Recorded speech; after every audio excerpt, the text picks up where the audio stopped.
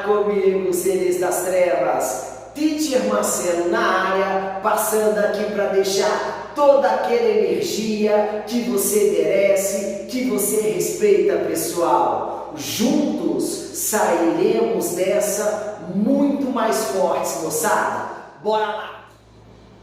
Aluninhos, hoje iremos abordar o estudo das soluções. O nosso foco na aulinha de hoje, moçada, é a gente conversar um pouquinho a respeito dessa palavra. Eu coloquei uma ideia nessa lousa, moçada, de como a gente chega nessa palavrinha, soluções. O principal foco da aula é trabalhar as soluções. Então, bora lá. Eu tenho uma mistura. Eu sei que toda mistura, ela pode ser uma mistura heterogênea. Essa palavrinha hétero, a gente já viu algum dia no passado. Isso aqui dá ideia de diferente. Ou seja, essa mistura, ela apresenta duas ou mais fases. Eu posso ter também, aluninhos, uma mistura homogênea. Essa palavrinha homo, isso aqui dá ideia de igual, tudo bem? Então, toda mistura homogênea necessariamente vai possuir uma única fase. Convém ressaltar, para a gente diferenciar uma mistura homo ou hétero, eu preciso do auxílio de algum instrumento óptico, tipo um microscópio. Aluninhos, tudo bem?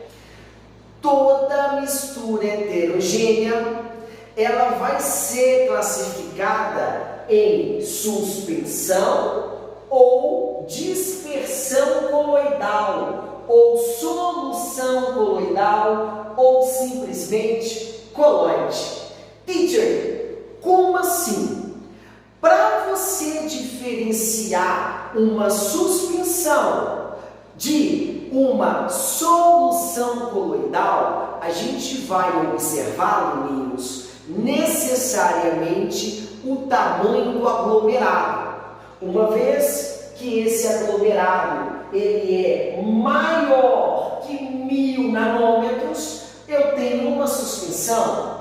Se esse aglomerado ele é maior que 1 e menor que 1000 nanômetros, eu teria uma solução coloidal. Aluninhos, você concorda comigo que é difícil a gente pegar algo e falar assim: e aí, gente boa, qual é o tamanho do seu aglomerado? É muito difícil no dia a dia, moçada. Então, uma diferença básica, podemos dizer, uma diquinha do teacher, é você pensar assim: toda vez que eu me refiro a uma suspensão, eu vou pensar que essas duas ou mais fases acabam sendo o quê? Visível a olho nu. É isso mesmo. Se essas fases a gente consegue diferenciá-las a olho nu, eu tenho certeza que eu tenho uma suspensão. Se eu não consigo diferenciar a olho nu, eu vou ter, evidentemente, uma solução coloidal. Exemplos de suspensão: água e areia, aluninhos. Eu consigo diferenciar o olho nu. Eu poderia pensar no sangue. O sangue, quando você espera esse sangue decantar por alguns minutos, ele vai dividir em duas fases: glóbulos vermelhos, glóbulos brancos. Tudo bem, moçada? Sim ou não? Quando eu me refiro a uma solução coloidal, é tipo aquele lance: eu sei que é hétero, mas eu não consigo diferenciar olho nu. Exemplos: o teacher colocou a gelatina, o creme dental, a maionese,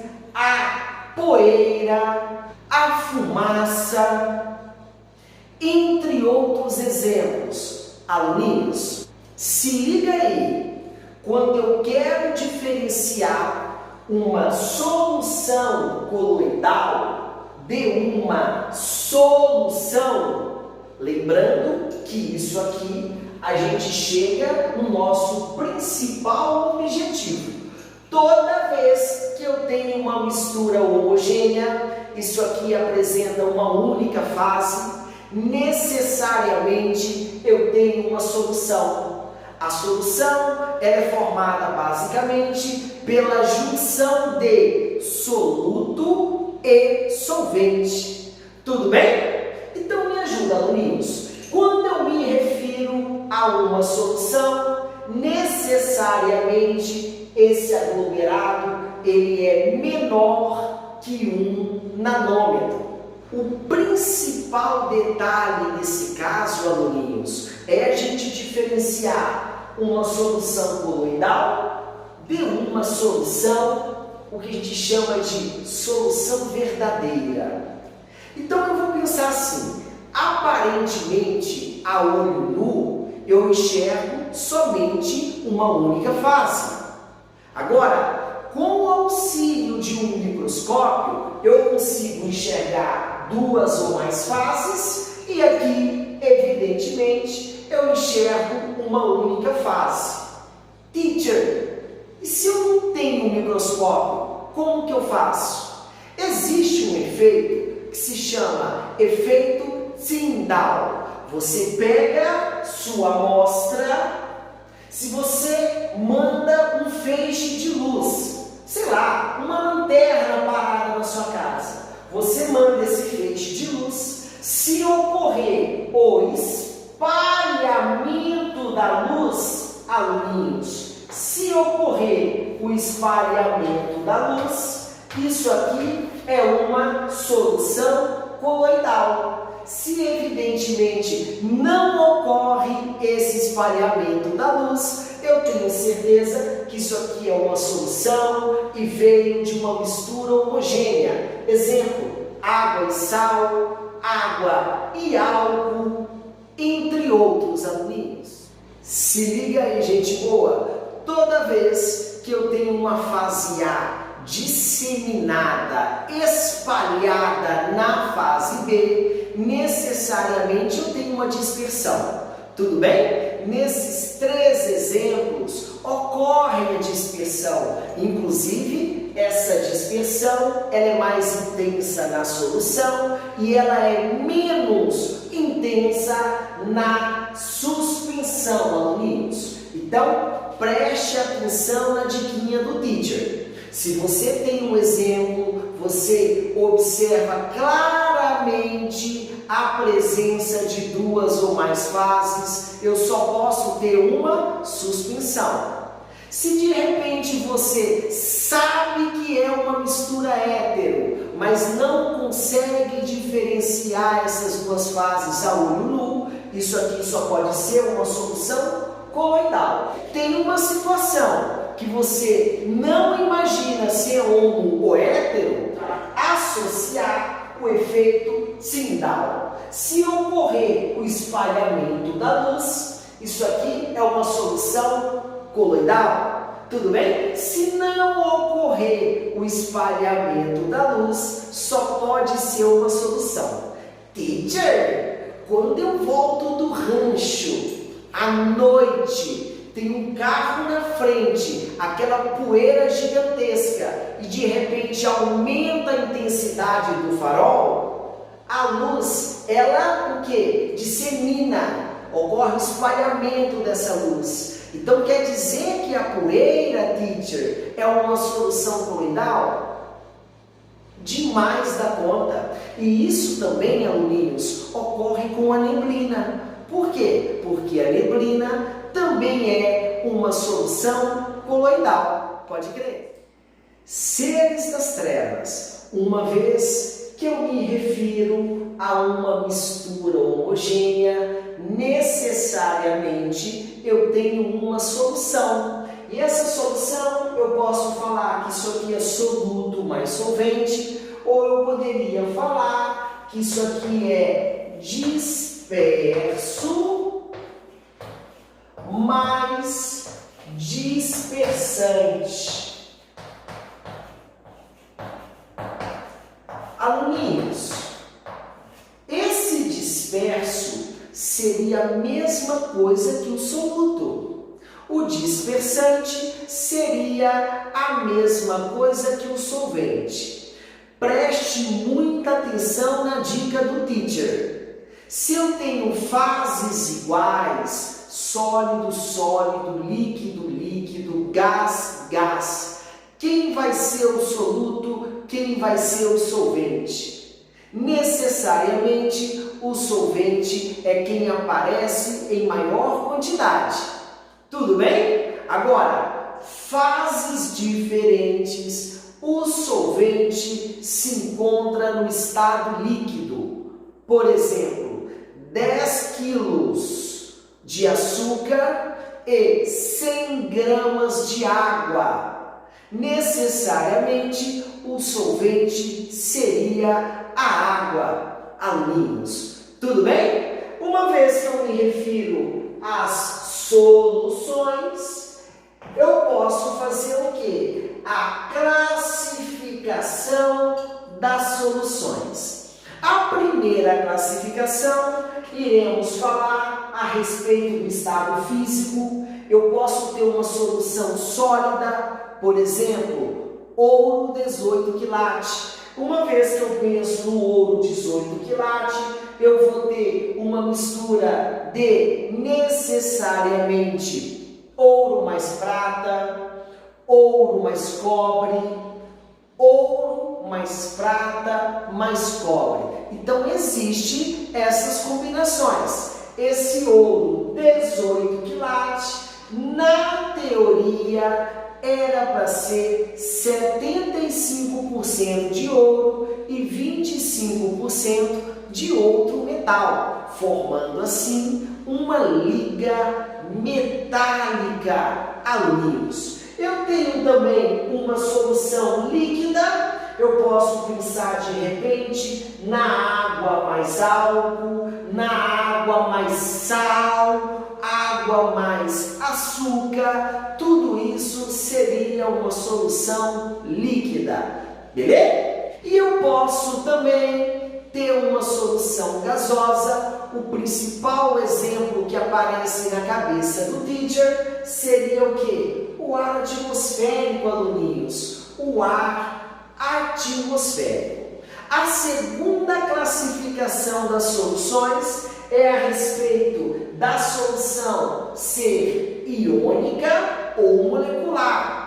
Toda solução iônica, necessariamente, essa solução em meio aquoso, isso aqui, aluninhos, sofre um processo de dissociação, ocorre a separação das cargas. Na verdade, essas cargas adquirem uma liberdade de movimentação e isso conduz corrente elétrica.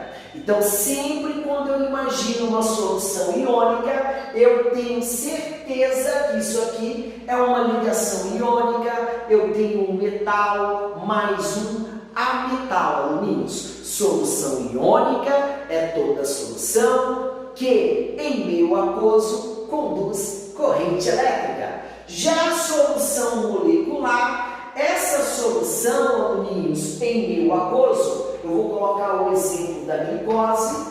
Isso aqui, em meio aquoso, isso não conduz corrente elétrica, aluninhos. A glicose em meio aquoso, ela apenas dissolve nesse meio aquoso. Você não observa a formação de cargas, ou seja, isso aqui não conduz corrente elétrica.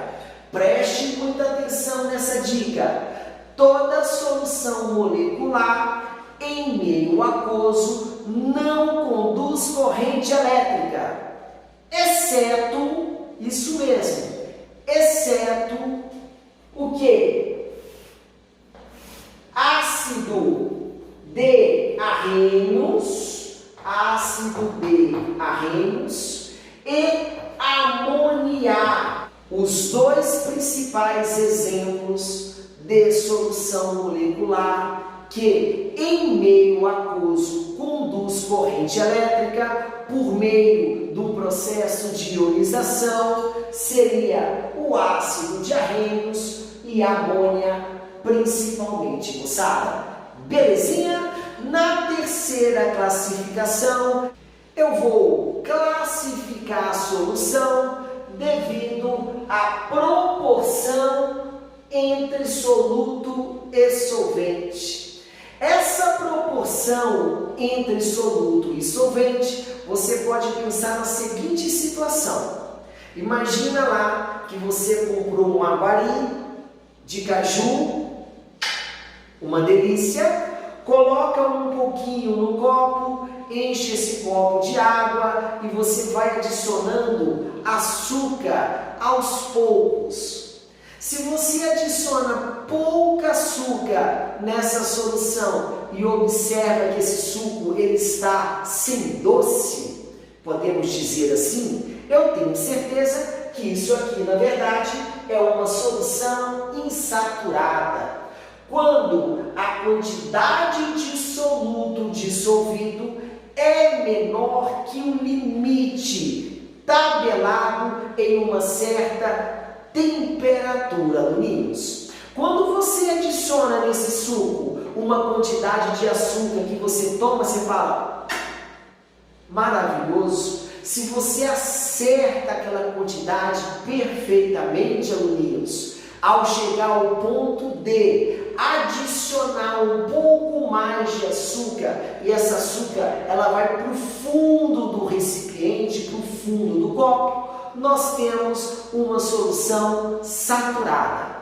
Em uma solução saturada, a gente observa que a massa de soluto dissolvida é exatamente igual ao limite naquela temperatura. Se por algum motivo específico, nessa temperatura mencionada, se a gente conseguisse dissolver uma quantidade a mais em relação ao valor tabelado, isso aí eu chamo de uma solução supersaturada, amigos. Fala comigo, gente boa! O teacher vai mostrar para vocês agora a curva de solubilidade de um composto genérico A.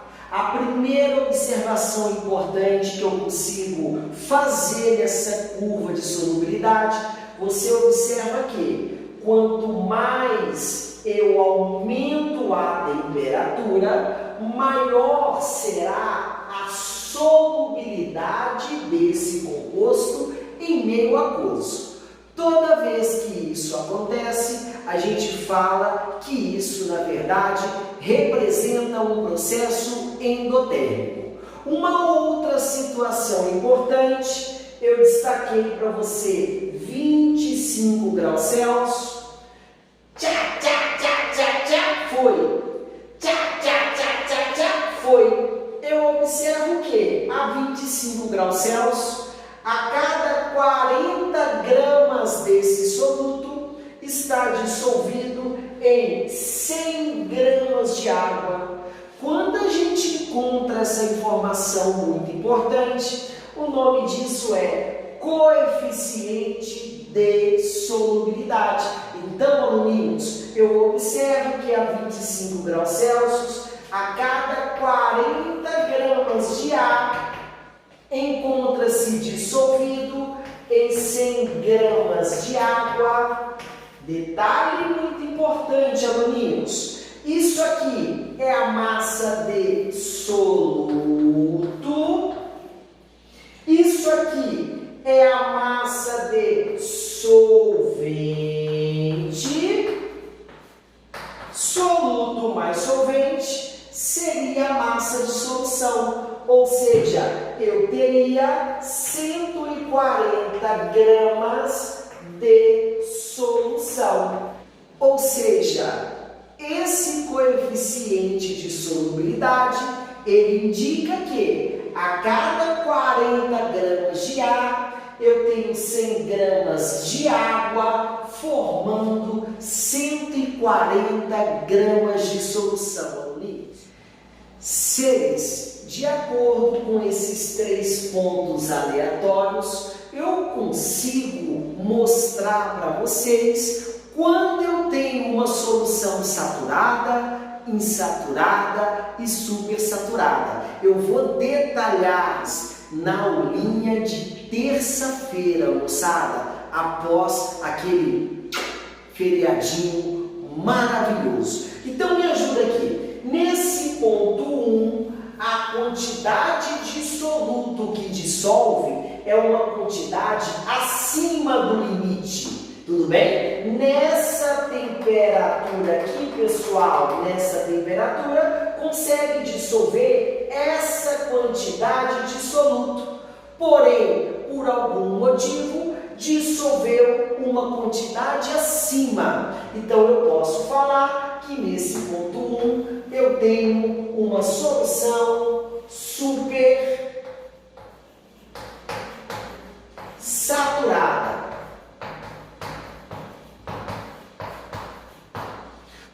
No ponto 2, está dissolvendo uma quantidade que é exatamente o limite, aluninhos. Então, eu tenho uma solução saturada, moçada. Agora, quando eu observo o ponto 3, nessa temperatura aqui, seres das trevas, era para dissolver isso aqui, ó, algo próximo disso.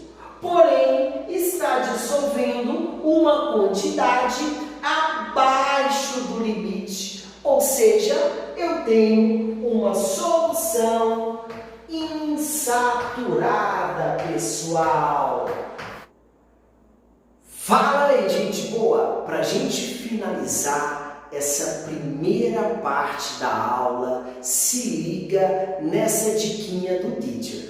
Eu tenho aqui a curva de solubilidade e eu coloquei 3 exemplos de dissolução. Eu tenho a dissolução A, a dissolução B e a dissolução C, aluninhos. Nessa dissolução A, eu observo que quando eu aumento a temperatura, moçada, eu aumento também o que? A dissolução do soluto em água.